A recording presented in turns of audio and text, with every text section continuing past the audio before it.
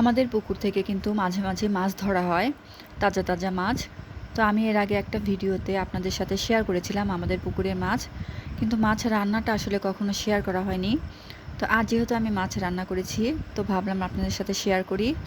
আসসালামু আলাইকুম, কেমন আছেন সবাই? আশা করছি সবাই ভালো আছেন। আমরাও আল্লাহর রহমতে ভালো আছি।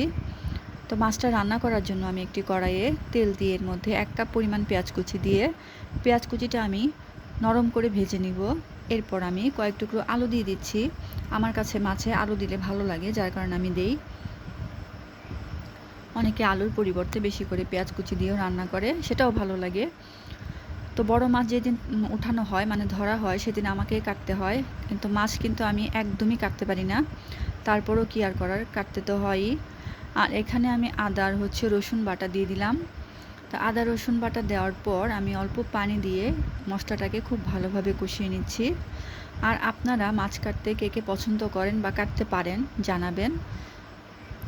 তো এই পর্যায়ে আমি হলুদ, মরিচ আর জিরা গুঁড়া আর লবণ দিয়ে দিব। তো এই মশলাগুলো দেওয়ার পরে আমি খুব ভালোভাবে কষিয়ে নিব, এই জন্য আমি একটু পানি দিয়ে দিলাম। আপনারা এটা সবসময় খেয়াল রাখবেন, মাছের মশলাটা যত বেশি কষাবেন মাছটা খেতে তত বেশি মজা হবে। তো মাছটা আমি হলুদ, মরিচ আর লবণ দিয়ে ভেজে নিয়েছি। তো মাছ ভাজাটা আমি আপনাদেরকে দেখালাম না। তো দেখেন, এই পর্যায়ে আমার মশলাটা কষানো হচ্ছে, আমি কয়েকটা কাঁচামরিচ দিয়ে দিলাম। তো মশলাটাকে আমি কিন্তু অনেক সময় নিয়ে এটাকে কষিয়েছি, আপনারাও চেষ্টা করবেন। তো মশলাটা যতক্ষণ না তেল উঠে আসে, উপরে উঠে আসে, ততক্ষণ পর্যন্ত আমি মশলাটা কষাবো। এরপর আমি পরিমাণ মতো পানি দিয়ে দিচ্ছি। আর আমি মাছ রান্না করলে ঝালের পরিমাণটা একটু বেশি দেই, মানে গুঁড়া মরিচের পরিমাণটা। কারণ আমার কাছে মনে হয় মাছটা একটু ঝাল হলেই বেশি ভালো লাগে এবং আমাদের বাসার সবাই পছন্দ করে। আর এখানে আমি ভেজে রাখা মাছগুলো দিয়ে দিচ্ছি। এখানে আমি কি মাছ নিয়েছি সেটা বলি। এটা কার্ফু মাছ যেটাকে বলে। তো আমাদের পুকুরে মাশাআল্লাহ কার্ফু মাছ, রুই, কাতলা এগুলো আছে।